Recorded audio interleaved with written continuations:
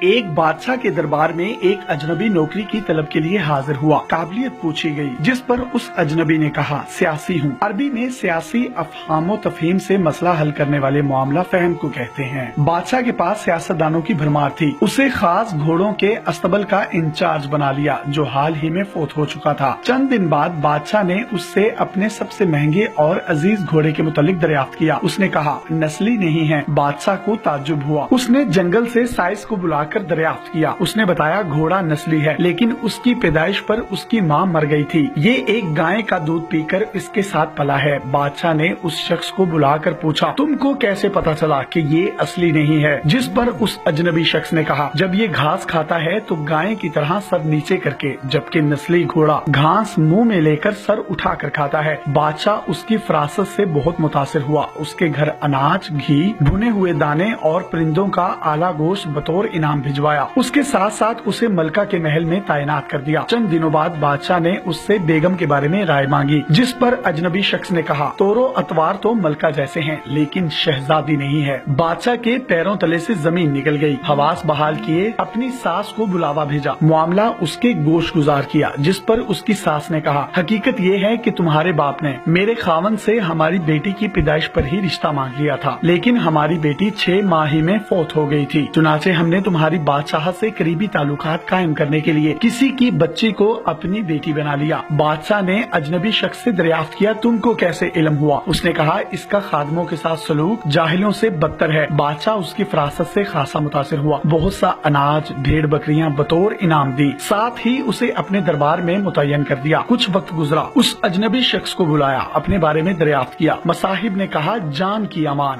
بادشاہ نے وعدہ کیا کہ اس کی جان نہیں لی جائے گی۔ اس پر اجنبی نے کہا نہ تو تم بادشاہ زادے ہو اور نہ تمہارا چلن بادشاہوں والا ہے۔ بادشاہ کو تاؤ آیا، مگر جان کی امان دے چکا تھا، سیدھا والدہ کے محل پہنچا۔ والدہ نے کہا یہ سچ ہے تم ایک چرواہے کے بیٹے ہو، ہماری اولاد نہیں تھی تو تمہیں لے کر پالا۔ بادشاہ نے اجنبی شخص کو بلایا، پوچھا بتا تجھے کیسے علم ہوا؟ جس پر اس اجنبی شخص نے کہا بادشاہ جب کسی کو انعام و اکرام دیا کرتے ہیں تو ہیرے موتی جواہرات کی شکل میں دیتے ہیں، لیکن آپ بھیڑ بکریاں کھانے پینے کی چیزیں عنایت کرتے ہیں۔ یہ اسلوب بادشاہ زادے کا نہیں، کسی چرواہے کے بیٹے کا ہی ہو سکتا ہے۔ عادتیں نسلوں کا پتہ دیتی ہیں، عادات، اخلاق اور طرز عمل خون اور نسل دونوں کی پہچان کرا دیتے ہیں۔